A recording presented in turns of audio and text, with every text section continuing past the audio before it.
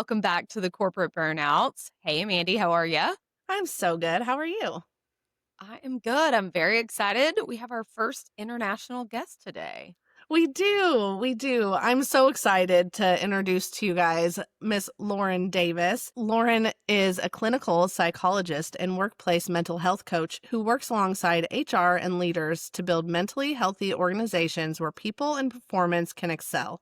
Over more than 2 decades, she has helped teams across sectors tackle the real drivers of exhaustion, burnout, and culture strain. She supports HR and leaders to protect capacity, hold clear boundaries, and lead with steadiness under pressure so that judgment stays sharp and care stays sustainable. As a coach and facilitator, she enables the shift from passive recipients to active participants, and her firm yet empathetic manner builds trust and lasting change. Her global one-to-one coaching and high-impact keynotes and workshops are anchored in one core message: be well in order to lead well. She also hosts Beneath the Busy, a podcast on the realities of mental health at work, carrying this clear, candid approach into wider conversation that leads to real change. Welcome to the podcast, Lauren Davis. Wow, thank you. Thanks so much. And I'm really excited. As you can hear from my accent, I'm not from America. I'm from South Africa, and it's really exciting to be here and have the opportunity to talk about a topic that, as you can hear, is very close to my heart. So just a bit about my background. I'm a clinical psychologist by training, and have worked in the corporate space for over 20 years. So I combine my clinical understanding of human behavior, how our unconscious works, what drives our behavior, and I combine that with a deep understanding of the organization, the world of work, the stresses and strains. So that's what I'm here to talk about today. It sounds like you're just the expert that we've been needing to hear from, because we know all about burnout and exhaustion and all the things just from that experience. But hearing it from the clinical side of things and really understanding not only how to identify what's happening while it's happening, but like what do you do about it in combating it? So I'm excited to have you on. Great. Thank you. Yes, me too. And I think that we have done our best to talk about burnout and let people know that they're not alone in their burnout, and it's not because they have something wrong with them. It's the structure of everything. And we've again done our best to try and explain ways that you can avoid it or crush it.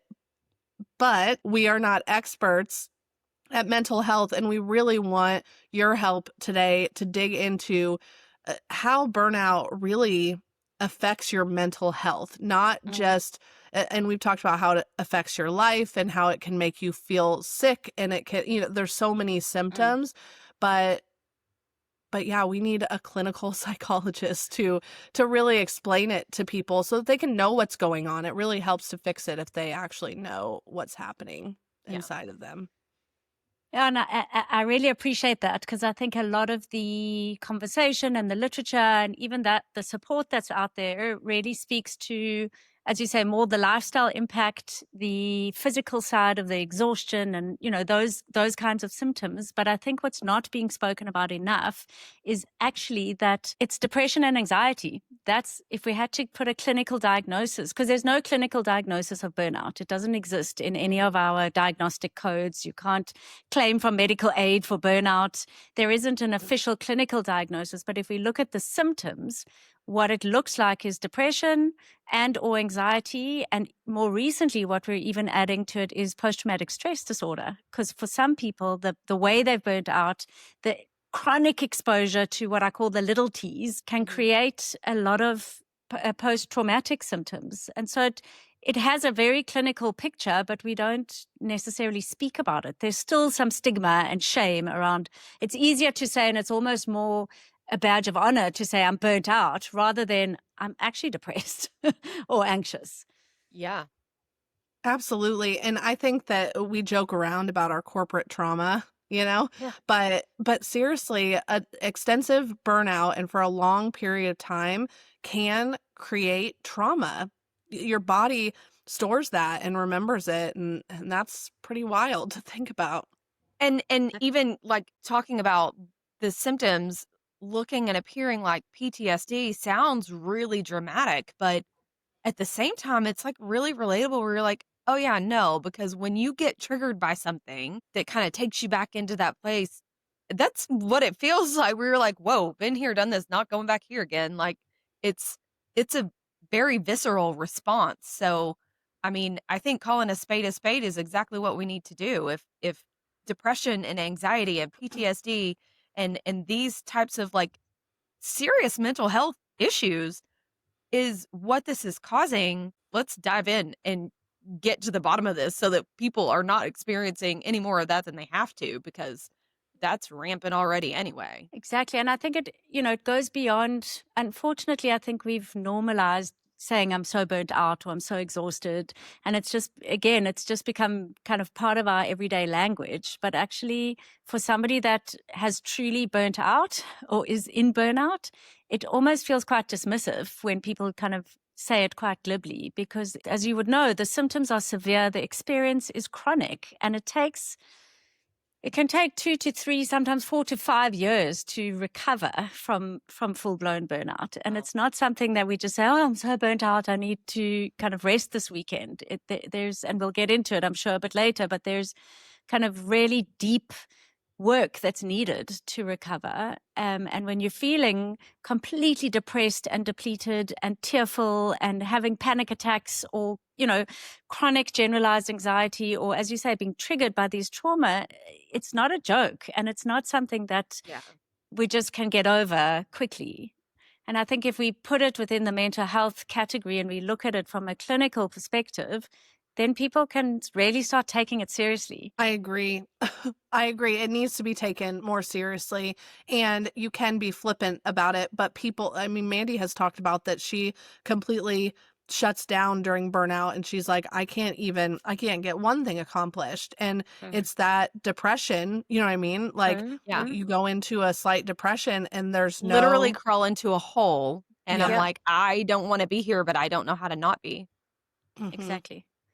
Yep. Yeah. So, what are some of the signs and symptoms of that you are going into a depression, or that this is more than just dabbling in burnout because you had a long week? Great question. Because I think, firstly, to say that it does exist on a continuum, all the mental health conditions, depression, anxiety, burnout, from kind of quite mild to severe. But I think what we really want to do is try and catch it on that mild side. So when we start noticing the symptoms. And I think, obviously, as I said earlier, we know the physical one quite well. It's that sense of absolute exhaustion. But I think what's really important to take note of is, I call it depletion, because exhaustion, if you're truly just exhausted, you can maybe take the weekend and sleep and you'll wake up and you'll feel recharged, or you take some leave and you feel recharged. The physical depletion that happens with burnout is that no matter how long you sleep, you still wake up exhausted. So I think there's that is often a first sign, because we notice that we're just constantly Mhm. tired and drained. Uh-huh. But I think that, further than that is the mental symptoms that we'll see, where it's really hard to stay focused, to concentrate. And often it's like, oh, but I'm just distracted, or there's so much to do. I've got a million tabs open, and that's why. But I think when it becomes burnout, is it doesn't matter even if you're just focusing on one thing. You can't even focus on that one thing. There's also a lot of forgetfulness, because your mind is not, literally cognitively, you're not firing on all cylinders. So we cannot hold everything in mind. So we forget. I think the other one, the behavior that really worries people and is concerning, is the decreased productivity. Like, you just can't get as much done. And let's Mhm. face it, the people that burn out are typically the high performers, used to being very Mhm. productive, so got so much capacity to hold so much. And then you're in burnout, and you just can't.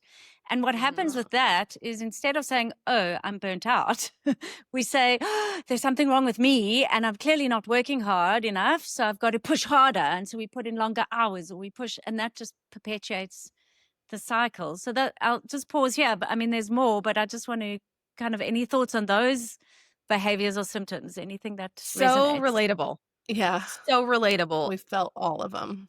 Yeah, like that moment where you feel like I'm doing everything that I can, but I'm not doing enough. And so you start burning the candle at both ends and you're actually making the problem worse because you're Mhm. over exhausting yourself when you're already at the point of exhaustion. But, you know, unfortunately, the reality of corporate life is deadlines are deadlines and Mhm. everything's got to get done. So when you're in that moment and you recognize that that's happening, like I've hit a wall, I'm not as productive as I once was. I really still have to get this stuff done. But I also know that if I keep pushing myself like this, it's only going to make matters worse. What is the first thing that you should do, like to truly take care of yourself and the mental aspect of things to hopefully steer yourself back to the right track while things are still mild? So you're not going to like the answer, or people won't like the answer. But the first step to do is to stop and to walk Yeah. away from the work and actually rest, like do nothing. Because what we need to do is activate our parasympathetic nervous system. Because in those moments, we're just in that cortisol firefighting mode. And actually, if you push through, you're just getting less and less effective. You're slowing down, and you're really not doing yourself any favors. And so it sounds so counterproductive, but it is actually to stop and to rest. And so in micro, I talk a lot about using micro pauses. So it could be depending on the situation, but it could be just in that moment when you notice you're exhausted and you're just not being productive, is to actually just stop, go and sit outside, take a few deep breaths, have a cup of tea, just focus on the tea. It's not about going to sit under a tree and meditating for 4 hours, because that, Yeah. we don't have the time and that doesn't always work. But it's literally doing the opposite of what we feel by default to do, which is to push through. A lot of the resilience literature and kind of help out there really frustrates me, because it talks about pushing through and digging deep and battening down the hatches and tenacity. Yeah. And actually, resilience is about recharging. It's about knowing when to stop so we can recharge, so you can come back with renewed energy. Yeah. Yeah. Hustle culture, I think, is getting the best of us for sure. Hmm. Yeah. And it's a problem. I think that high-powered CEOs wrote that literature that you've been they're like, keep Yeah. going, right? Yeah. But I think that when and I do this whenever I'm like I'm getting nothing done, like I'm just spinning my wheels. So I could keep pushing and I would end up getting everything done, but why keep pushing if it's going to not be done right or be take hours and hours of my energy? And usually all it takes is a short walk or something like that, and you really do reset. Now that's on approaching burnout, right? Or Right. like, but when we're actually to that point where you're like, I'm in full burnout and I don't remember the last time that I didn't have a headache. I don't remember the last time that I felt focused or that I didn't feel sad thinking about going to work or whatever it is. Yeah. Tell us what you think about mental health days, because sometimes it's just sitting down and getting some sun and some air and a cup of coffee, but sometimes it needs to be longer than that. I am a huge advocate for mental health days. So just to back up a bit, I think firstly, for us to give ourselves permission to take mental health days, we have to firstly understand that mental health is just the same as physical health. So just like you would take the day off if you had flu or diarrhea or any physical illness, we often don't feel guilty about phoning in and taking off work because we physically can't show up. Right. We need to have the same mindset around mental health. It's really the word mental health, the word mental just comes from the Latin word for mind or brain. So we're just talking about brain health, and it's seeing the brain as an organ, just like our heart, like our gut, like our liver, like our kidneys. And so it has health, and it gets sick, just like any other, like your throat would get sick or your lungs. And so I think it starts with that mindset shift, firstly, of I don't have to be physically sick to take time off. If mentally I'm just exhausted, or I'm feeling too anxious today, or I'm really depressed, I can't get out of bed, or the world just feels like too much. I don't even have to have a clinical diagnosis, but with everything going on in the world, for some people, many of us, some days we just want to put that duvet back over our heads and not face the world. And so I think there's there's a proactive way of using mental health days, which I'm really an advocate for, is just, you don't have to be sick. You don't have to be completely overwhelmed. Just take the day, like you were saying, where you just, and it's not a day to go and do your banking and your admin and catching up on emails. It's really a day where I'm a big fan of Netflix and chill, just binge watch a series, read a fictional book, lie in the sun, just do nothing so that your system can reset. And if you do those, it's almost like that's the proactive ensuring that you stay healthy. But on the other side, when you're completely burnt out and you need a break, one mental health day every now and then is not, it's not enough. I mean, that's when you need to take a proper break. Yeah. But even You in the take a full moment, vacation. Yeah. and even then, I mean, and I know the hustle culture doesn't like me for saying this, but 2-3 weeks is not enough even to recover from full-blown burnout. I mean, there's some European countries where you can get booked off for up to 3 months for burnout because they realize, how serious it is. We're doing it all wrong over here. We are, and mental health is still stigmatized. It just is. Yeah. And I think that my biggest question would be, how do you get your corporate boss on board with this? Right? Because I mean, Mandy, you can tell them, like, we have to take mental health days sometimes, and we have to just be okay, right? Yeah. And this is a small business. There's just 3 of us. Which I think makes it even harder because there's no one else to pass the work off to. Right. Or I could have Mandy be, unproductive for 6 weeks if there aren't 2 mental health days. You know what I mean? So I think I am on board with that, but the pumping out the work in corporate, they're like, what the heck? Like, I remember having conversations where I'm like, I can't do this. And it's like, it's so much disappointment that my mental health is struggling through this. And there's guilt there, right? And it wasn't a specific boss, but it was the whole thing. We It's had the a job. machine. Yes, Yes. and I don't want people to feel like that. I know that work has to get done. We have people who we answer to. Everyone has another boss. But how can we have that conversation with a boss to help them understand that they're going to get the best part of me if they let this happen? We've got to talk numbers, and I don't have them offhand, but the numbers speak for themselves. I mean, I think the latest stat I read was that up to, I think it's about 40% of all employee turnover at the moment is directly due to people resigning, often without another job, due to stress, anxiety, burnout, dissatisfaction with their workload, feeling uncared for, under-resourced.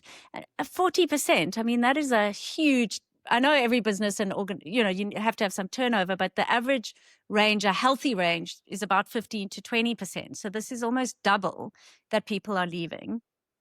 Yeah. And so when you start showing them the stats and then the dollar, the actual economic cost, every time somebody leaves, every time we talk about presenteeism, where people are at work but they're not actually performing, and then just the absenteeism costs. I mean, the numbers are staggering. And so that's often what I end up presenting to board members and CEOs, to say it's not a luxury, it's not a nice to have, it's not holding hands and singing Kumbaya together. It's actually a business imperative, because you are putting your business at risk if you're not taking care or creating mentally healthy spaces for people to take care of themselves. I love that. And then I guess that, speaking to any bosses out there, this is a big problem.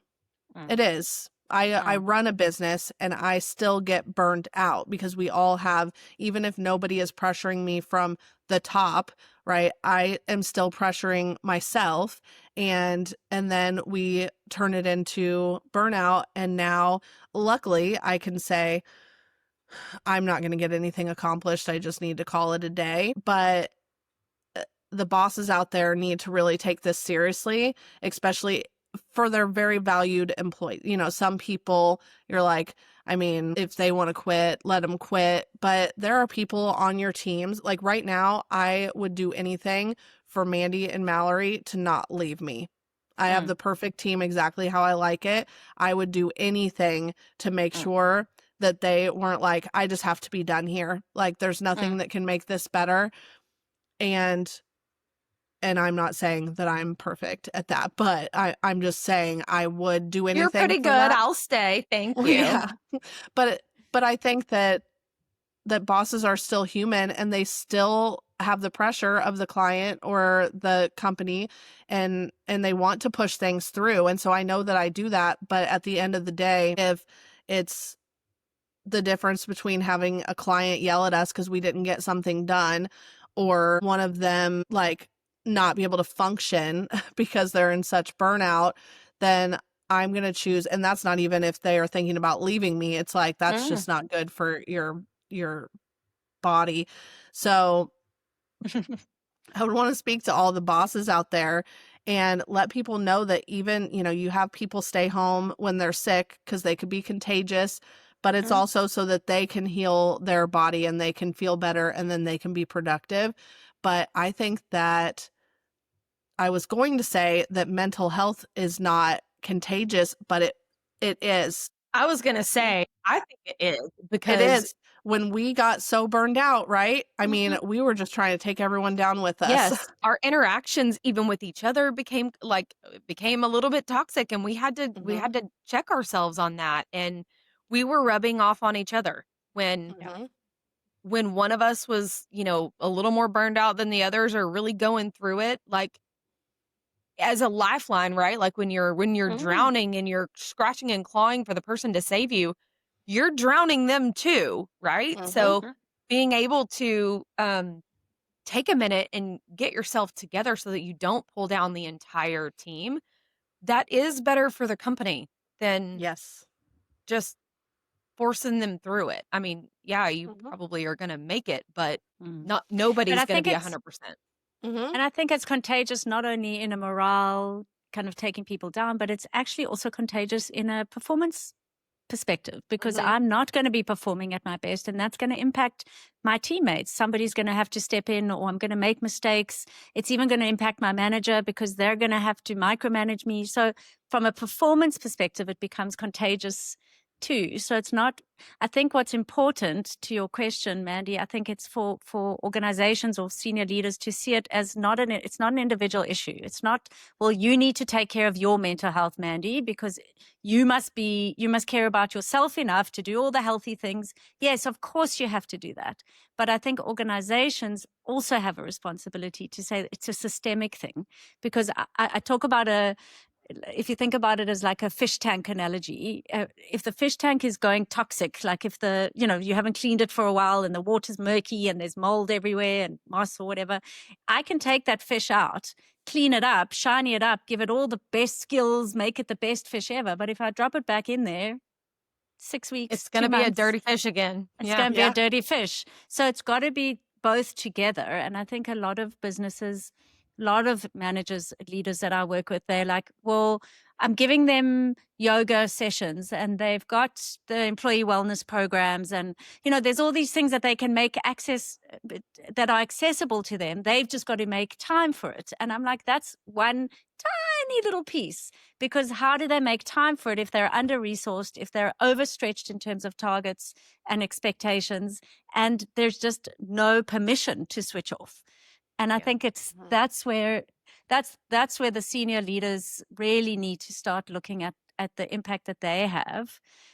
And the work that I do is really around, they need, for you, the senior leaders out there who are listening to this, you also need to realize you also have mental health.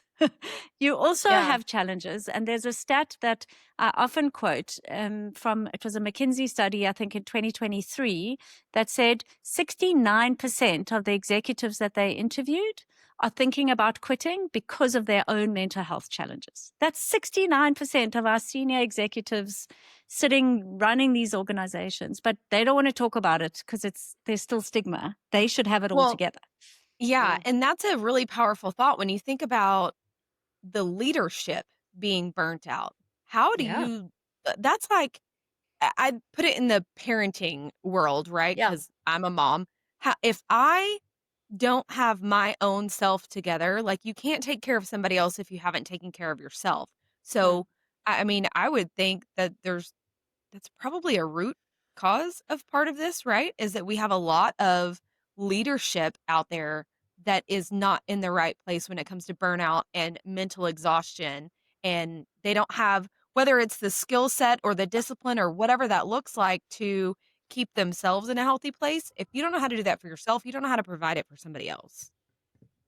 Exactly. And we're stuck in a culture, and I don't like to stereotype around the generations, but there is kind of a generational thing that most of the people that are leaders are of, if you want to call it like the Gen X boomer, maybe older millennials. But Mhm. typically the culture is work is everything. You work hard, you dedicate your life to work. You know, if you Yeah. rest, then you're weak or lazy or you're not ambitious. And so it's that leadership layer or culture that's shaping this hustle culture. And it comes from this kind of need to prove ourselves and show how committed we are and Yeah. ambitious. And that all has to shift. And leaders at that level need to do a bit of self-reflection, and say, well, what is my shadow? What am I creating in the teams that I lead? And how am I not role modeling well-being? Actually, I'm role modeling the complete opposite. We did an episode about what Gen Z is getting right in the workforce because people our age are like, oh, Gen Z is so Uh, lazy, and it's like, I think that they've just set the boundaries and they've Yeah. just decided what they will do. And they don't have this toxic work culture in their head of we have to prove ourselves, we have to climb this corporate ladder. They're like, I need to make enough money to live, and Yeah. I'm going to put my friends and family and well-being and happiness ahead of work. We just weren't taught to do that. So we have started to figure it out in the last couple of years, like lifestyle first and then find the job that fits around it. But that's, again, that's not what we were taught. And it's not what anyone older than 40 basically wants the workforce to believe. They want you to believe that you have to just go hard until you're 65 years old, and that's not good for mental health. Not for everyone. Some people can handle it way better than others, but I'm not one of those people, so.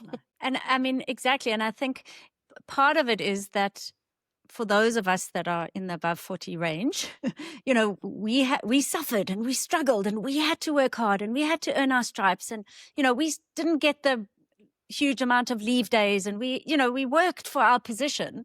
And so when the younger generation comes in and they're like demanding their leave and they want growth and they want boundaries, and it's almost there's like this dissonance for us, because it's like, well, if they can do that and get away with it, then we've been doing it all wrong. And we've sacrificed so much. So we can't Yeah. admit that they might be right. We have to stick to what we know to Yeah, almost because justify. they haven't Yeah. earned it yet, and that's Yeah, not fair. That's not fair. We should want better for them Yep. than what exactly. we put ourselves through, for sure. Mhm. Yep, and we talked about that in either that episode or another one. It's like we should want better for the next generation of workers because while I mean, we admittedly think that they do look kind of lazy. You know what I mean? Like if you think about everything that you've been taught, they do look kind of lazy, but we admire them and we think that they're getting it right, and we think that there should be a full switch for everybody because we can make this happen. Like Yeah. we can make this switch at the very least. We can set the boundaries for ourselves because wanting your mental health to be in line with, wanting your mental health to be healthy is not too much to ask. No. And if your boss literally can't understand it, then they're not the right boss for you. That's Mm. just that company is never going to be in line with what you need to just be healthy. Yeah, it should be like basic human rights, right? Like, I'm not gonna Yeah. ask you to sit at your desk and work all day while you're vomiting. Yeah. So it should be kind of the same. The hard part about it is that you can't see it, Yeah. right? You have to accept somebody's word for what's happening inside of them. And I Yeah. think it's hard for people. Like, do you just want to go out on the boat today? Or are you Mm. really feeling the way that you say you are? And I think one of the frustrations I have when I work, because I run a lot of workshops with leaders around how to create mentally healthy teams. And when we talk about mental health days or, creating a space of openness where people can share their, if they're struggling and they need a bit of support, the first response often from leaders is that little bit of cynicism and mistrust of, but then people will take advantage of it. And my Yeah. thing is, why do we have to treat everybody with the same treatment just because one or two people might take advantage of it? The majority of people won't. The majority of people, if you've done your hiring well, are committed and loyal and they want to do a good job. And you've got to trust them to not take advantage of it. And the ones that do, then you need to performance manage that. But it's also this old school mentality of like, well, we're not going to give anybody any kind of grace because there's one or two people that will mess it up. It comes back to believing that mental health is a real issue. It's not somebody making it up. Like you say, we would never say to somebody, who runs into the emergency room with their finger cut off, like, oh, come on, if you really wanted to, you could grow your finger back. Yeah. Or, you know, like if I'm you going to need you really to thought, type today. yeah. Yeah, but we just because it's invisible, and often I've worked with so many clients who've said to me, "I wish I could just wear a moon boot or a cast, or have a bandage or a big plaster on my head, something that shows that I am really burnt out. I am actually depressed." Yeah. And sometimes I'll write a letter to work to confirm it, but then there's the stigma. A letter coming from a psychologist or a psychiatrist, then it's like, oh, this person's crazy, or they can't cut it. And then it affects their promotion opportunities. There's still so much stigma around it, Yeah. And you don't want to be unfortunately. seen as like a liability, right? Like, oh, this one's Yeah. fragile. Got to be Yeah. careful with Mandy. Like that Mhm. there is a stigma Yeah. around it for sure. And I don't know what the answer is to get past that other than to say we have to accept the responsibility on our own to prevent it from getting Mm, that far so mm. that you don't have to face the other side of it, right? It's almost like burnout is a cancer that is not curable and the only cure is to make sure you don't get it. Yes Mhm. and no. I Yeah. mean, I think, yeah, we need to prevent ourselves. But again, if the fish tank doesn't support us, it's quite hard not to catch the Yeah. cancer. Yeah, And so absolutely. I think one of the things, and this is, a lot about why I use the word mental health and I talk about it all the time. And any opportunity to speak about and use the words depression, anxiety, post-traumatic stress disorder, burnout, mental health, the more we just use the words and we normalize it as a condition, just like diabetes or cancer, high cholesterol, there's no, oh, she's a fragile one because she's got diabetes. It's, oh, shame, she's got Right. diabetes, she's got to manage it. And so the more we talk about it, the more we also normalize it and we help people see that it is a lifetime condition for some people, but it's completely manageable with the right support, with the Mhm. right treatment. And if we keep the stigma up, then people don't even want to go and get the right treatment. So it gets worse as well. Yep. So, what about those people who are already there?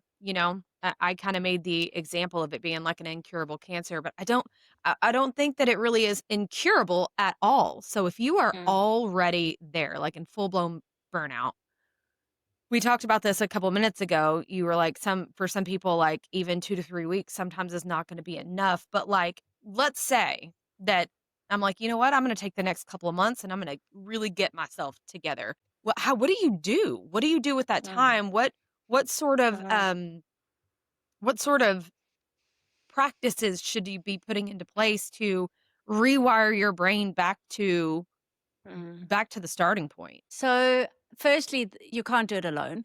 I think if you're already completely burnt out, you need a support team of mental health professionals. So, at least you would need a therapist or a counselor or a coach, somebody, because the inner work has to shift, Mhm.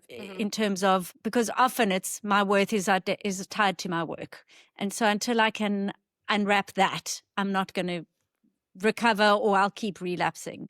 my approval seeking, my need to prove myself. I've got to unwrap that. There's all these templates that I call, and these kind of experiences that have caused us to burn out. Yes, there's the system, but then there's certain kind of personality styles or back, people with certain characters. So the therapeutic or counseling or coaching work is core to start looking internally and saying, what are the messages I've believed to be true? How are those shaping my behavior? So I think that's an important piece. I think for some and for many, it might mean some medication to treat the underlying or the depression and the anxiety that is there. And I know there's a lot of stigma around psychiatric medication, but it's the same. If you had diabetes, you wouldn't say, "Oh, I'm not going to take insulin. I'm going to try and manage my sugar levels on my own." Yeah. If your brain is suffering from depression, then you want to take the right treatment to start helping the brain parts heal. And then there's the lifestyle thing. So often when I start coaching people that have now accepted that they are burnt out. It takes me a while for them to realize that. But first, for like the first 2-3 weeks, I literally prescribe bed rest. I'm like, imagine you are sick or that you've broken your leg and you cannot move and you literally just need to sleep. And it's the hardest thing for anybody to do, but it's that body needs that absolute rest. And then the hard part is that you never get back to the previous functioning before you burnt out. And I don't think that that's a bad thing, because what happened, your being is fundamentally changed through the process of recovering from burnout. And I think it's a healthy thing, because you start to have a different relationship to yourself, to work. And so you come out of burnout with a different expectation of yourself. And so, but a lot of people keep saying, but I want to be back to who I was. And if you go back there, you're just going to land up being burnt Then out you're gonna be again. back here, right? That would be a Mhm. cycle. It would be dumb.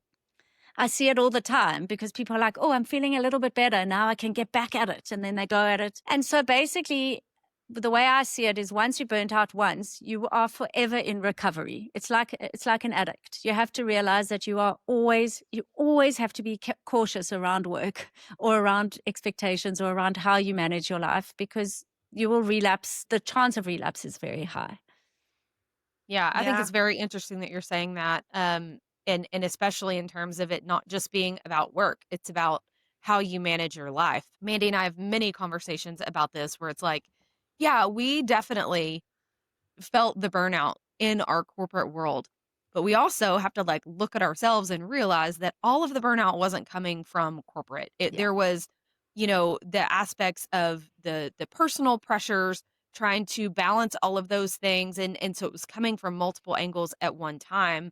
And when you're trying to please everybody in every aspect of your life, sometimes there's like nothing left to give, and the burnout comes from multiple places. It's not Mm, necessarily always like the company's fault or mm, the mm, culture at the company or whatever that looks like. It's how all of those aspects of your life are coming together at once. And mm, even outside of corporate, and Mandy, I know you know this, even in the last year, specifically this year for me, Mhm.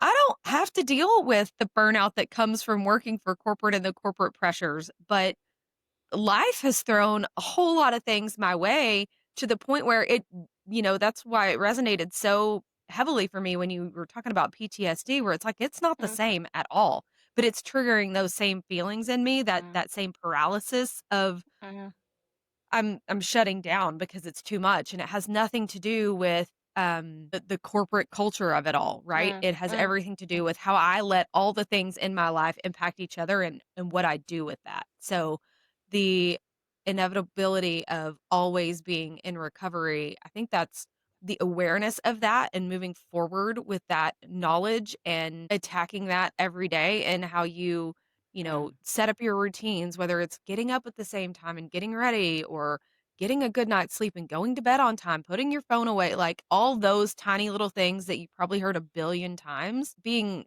strict on yourself and having the boundaries and having the discipline to follow through on those things that you know will make an impact. and stay in that recovery phase. Yeah, I love what both of you have just said. I think that one of the hardest parts are the beliefs that you have about yourself and just work in general. I've been doing that class on burnout, right? How to avoid it and how to kind of get past it. And I know that it's not close to your talks, but it's like a 10-minute presentation. But one of the exercises that they have to do is they have to read through all of these beliefs that people have that lead to burnout, and they have to check mark all of them that they believe. And they include things like, if I don't do it, it's not going to get done right. Or, just things like that that are just beliefs that if you fundamentally believe those things, you're headed for burnout, especially if it's a lot of them, because you're not going to ever defer to anyone else. You're always going to, because of the way that you view yourself through the lens of work. And it's like some people during those classes check mark a lot of them. And I'm like, if you're not already in burnout, you are so Yeah. close to being there, and you might already be there and you don't even know that you're there. And some people have done the work, like literally have done the work, and you can see they only check mark like 3 things out of the whole list. And I'm like, you're lucky, like you're lucky that you can see it this way now, because everyone that you check marked, you need to start working on, because they're destructive thoughts and beliefs that you have, even if it doesn't seem like it. But so many people are like, almost like a badge of honor. They're like, I mean, but blah, blah, blah about that. If I do it, that's the only way that it can be right, And I don't think that it's a badge of honor, but we've all been there. We're like, well, I just have to be the one to do that. And it's like, trust but verify. Other people can do it. You just check it on its way out. That took you 8 less hours, and you can focus now. It's so huge to actually fix the underlying problem.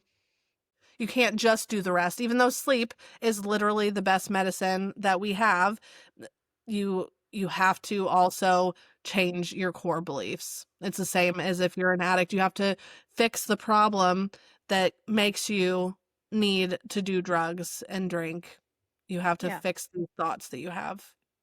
And that's why for me, my podcast is Beneath the Busy, and all the work I do is looking beneath kind of what is on the surface. So much of the stuff around how to take care of your mental health or how to recover from burnout, it's just telling us to do more exercise, eat well, sleep well, drink your water, do your breathing exercises, do your yoga, do more boundaries, it's all do. And it actually adds to the pressure. And we all know those things. I mean, we all know that we should be doing it. Yeah. And so for me, it's what gets in our way of doing those things is these core beliefs, and these beliefs that say, if I take time off, then I'm lazy, or if I don't work these extra hours, then I'm not committed enough, or, to prove my worth, I need to say yes to everything. All of those internal dialogues that we're having, those are the things that will keep making you choose work over rest, or work over exercise, or work over pleasure, just joy, because it's always around, this is the thing that's most important. And my mindset, my beliefs are telling me that when I do this thing, when I work hard, when I get the recognition, then I will be good enough. But we never get good enough. It's never reached, because you get there and then you're like, oh, but I need to do that. Oh, I need to do that. So it's a constant, it's that hamster wheel that we're on. Yeah. So sometimes it's somebody moving the carrot for you, but sometimes you are keep moving that and changing that standard for yourself. And I don't know that you can ever be truly happy if you see it as a destination, or feel truly successful if you see that as a destination. And if that is your main goal, to be successful, please go and do that. But if you have other priorities in your life, figure out how to not base your self-worth on, because that's what I see as my biggest problem. And what caused the most burnout for me is that my success was the number one way that I felt self-worth. And I don't feel that anymore. Like, I think I got rid of that almost completely. I wanted to add that I think part of the problem is we've got this internal template of our self-worth is tied up to our work and our achievements, and then society and corporate validates that. I mean, what are all the rewards and the recognitions are for discretionary effort? I don't know about in the States, but in Europe and here, a lot of our performance management systems are like, you only get if it's a 1 to 5 rating, you only get a 4 or 5 if you've gone above and beyond. Or, here's an amazing opportunity. Take on this extra role for the same salary, but it will be a wonderful growth opportunity and exposure. And, and so the world we're living in really perpetuates it and rewards it. And so we've got our internal thing that's saying do more, but out there it's also validating it. And there's a concept I learned about last year. They called it passion tax or performance punishment. It's kind of a similar concept, but it's those people that are so passionate or perform so well, they're the ones that get more work because the manager's like, oh, I know I can give it to Mandy because she'll get it done. Meanwhile, Lauren's sitting in the back doing her bare minimum and getting away with it and not burning out. And we're like, oh, I'm getting all the stuff from my manager. I'm the kind of most valued player on the team and I'm getting all the rewards and recognition. Meanwhile, you're actually just being abused, if we're going to say it like it is. And it's you're like they don't want to responsible for it. Exactly. They don't want to deal with the poor performer because that's just too difficult. So I'll just keep doing it. And Mandy keeps saying yes. And I'm to blame. Exactly. Because I just keep saying yes. We just had a podcast where we interviewed Macy, who used to be on our team at work. And she has, she had left to get her degree. And she's like, whenever I get this job, she said, one of the main things I'm going to do is not go in guns blazing and asking for all the stuff and putting in 1,000% because there's nowhere to go then down, or you have to push yourself beyond what you're actually capable of. And to stay that's, at that caliber. yeah, because even if you said that you could get like a 4 or a 5 on a performance review, if you go way above and beyond, but also the standard that you set, you could get a 3 because you're just meeting expectations now, even though you're doing 10 times what the rest of the team is doing. And while I don't care about the number that comes on a performance review, I would care more about the feedback of, I mean, you're killing it for the team. People do care about that, and those numbers in some corporations go into who can get promoted and then who can end up and making more money. compensation increases. Yeah, exactly. And bonus allocations. So the numbers are important, and I think that's how they feed into it because as you say, my meeting expectations is going to be different to yours based on how much I've said yes to. Yep. All right. Well, I loved this conversation. What is your one bit of advice that you would say everyone who listened to this and went, okay, so I'm burned out and it's affecting my mental health. What is one thing that you would tell them to do first? To distill it to one thing. So this is not going to be popular, but I think from a mindset perspective, it's to remember it's just a job. Actually, it's just a transaction where you have agreed to do X and they're going to pay you Y. And that's really what it is. So, to stop putting so much meaning onto work and so much expectation onto what this should fulfill. So that's kind of the first mindset shift. And I think, from there, we're able to then say, okay, well, how much do I need to push? And is this a push just for now because there's a deadline, or am I adding on to this push because of my own need to prove myself, to get the recognition? And so it's kind of doing the inner work, I guess, needs to happen. So if you're really in burnout or near burnout or not burnt out and want to prevent it, I guess one of the best things to do is to get support from a coach, a therapist, even somebody that's already been burnt out, and work through those inner templates, because unless that shifts, I can tell you to take regular breaks and, stop work on time and, have lunch. I can tell you all of those things, but it's not going to work. Yeah, you got to. So it's just a job. Fix more underlying stuff first. I love that advice. We always say, set your boundaries and all those things, but you have to change your inner mindset, not just set boundaries outside to the people around you. I I would add to that, because we've talked about this too. When you change your mindset on something, it doesn't mean that your boss is going to be okay with your new mindset shift and then the changes that you're going to make. So I would say have some really open communication with your boss. And I hope that they are very open to it. I hope that they understand. I think that if we would have went to our bosses and said, I literally am not okay, because I don't think that I ever said I'm literally not okay. I think that it should have been a huge red flag whenever I would, go over my schedule with my boss for the quarter and I would cry, like I can only do this much. I don't know. I'm just overscheduled. And she's like, it's okay. It's like, I should have said, No, it's I, not no, okay. it's not. Yeah. It's not. I didn't get my vacation in this year. I didn't, like these things are a real problem for me. And I was a martyr all day, every day in that job. And so what I would do better is go and talk and be like, how can we make this work? Because what I did is I said, this is killing me. So I'm going to quit. And that's what I did, instead of talking and figuring out if we could make it. And anyway, I could go into that all day. I did kind of try and do that, but I think that I might have tried to overcorrect, and they were like, no. So then I had to go back to the full, Yeah. full load, and then it was just too much. But I think it was really hard for me to even identify what the heck was happening. Like, I didn't realize it was very much like you said earlier, like, what is wrong with me? Like, I am not on my game. I don't know what, like, situations haven't changed. The expectations haven't changed.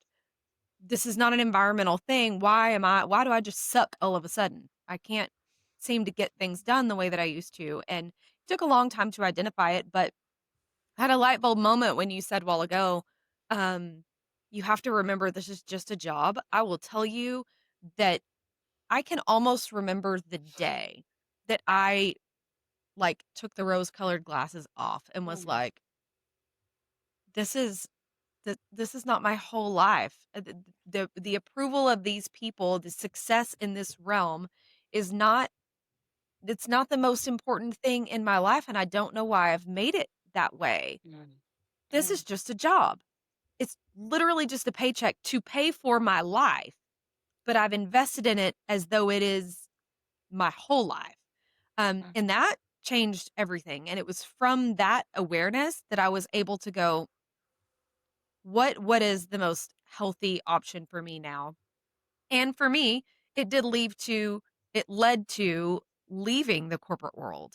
But hopefully for other people that are in corporate, that's not the answer for everyone. We need people to work at corporations, and there are people that are built to do that. And we just want to be part of the resource and help that awareness in people to figure out how to slow it down before it really ramps up and takes you out. And I think part of just what you're saying makes me think, the change in doing that. So showing up differently, learning to say no, actually saying this is serious, it's not okay.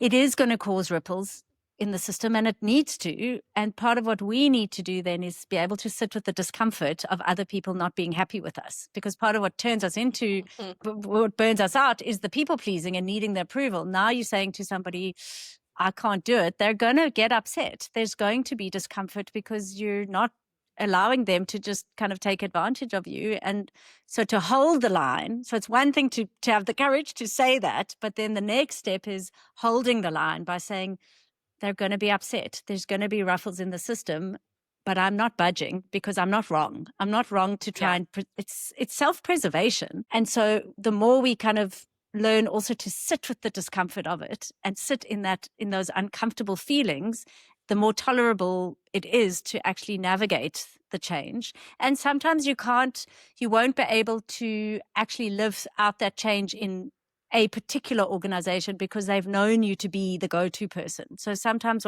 what I've kind of worked with people is they've had to leave this corporate job to go to another one and start off differently. Start off by not, like you said, your ex-colleague, start off by not coming in guns blazing, not being the yes person, starting off with the very clear boundaries. So you sometimes you have to reinvent yourself elsewhere because you've embedded yourself into a system in a particular way. We thought that might be the case. We've talked about that a couple times. Like, can you change and stay where you're at? And maybe not, but maybe the next place will be better for your mental health overall. So, well, This is lovely. all really, really powerful. And I hope that we have some listeners out there that my biggest takeaway is try not to do this by yourself. It's not something that you have to face alone. Open communication with your leadership, getting some support, whether it's a therapist, a counselor, a professional of sorts. We were very lucky just to have each other. I mean, Mandy's been my best therapist my whole life. Until recently, we both have recently found new therapists who are Yeah, like qualified. real ones. Yeah. And this is not either of our first times doing therapy, but we've found something that works really well in our own areas for ourselves. And I want to unstigmatize, if that's how you would say that. I am a huge proponent for, I think that everybody should have some kind of professional helping them through this life because it's freaking complicated. And mental health is it's a crazy place. You know, like there's so many things, everything about you is caused by something else. And the way that we did this to ourselves, I'll continue to say that in corporate, is continuing to be worked out, you know, in therapy, and it will always be helpful. So if you're somebody who is like, I don't know if therapy's for me, therapy's for everybody. There's different kinds of therapy that are better for different people, but therapy's for everybody, and there shouldn't be a single bit of There's no shame around it at shame. all. Yeah. No. No. And I hope that we get to a time, I hope 20 years from now, everyone is like, you know, and this, and this is my therapist, you know, like, because we all have one. And just like we have a regular doctor, it's just as important. And I am way more mentally unhealthy than I am physically unhealthy. And I don't feel very mentally unhealthy, but we all have stuff, you know, to work out. But I've gone to the doctor 1 million times, and I've gone to the therapist, you know, 25 times. So it's kind of crazy. Anyway, we could go on and on and on about this. Thank you so much for joining us. Anybody who loved what Lauren had to say, please go and follow her podcast Beneath the Busy, and give it a listen. She is very smart, and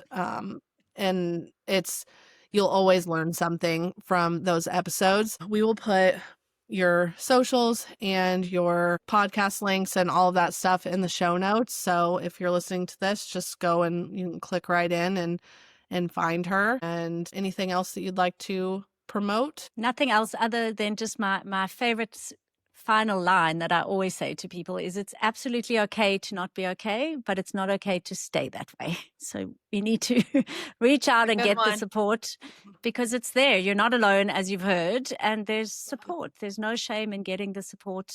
And it's not just about for you. It's about the people that love you and depend on you. We need to take better care of ourselves. So that's just my final thought that I wanted to share. Agreed. Well, thank you so much, Lauren, for joining us. And Mandy, I will see you next week. All right. Bye. Thank you. Thanks so much.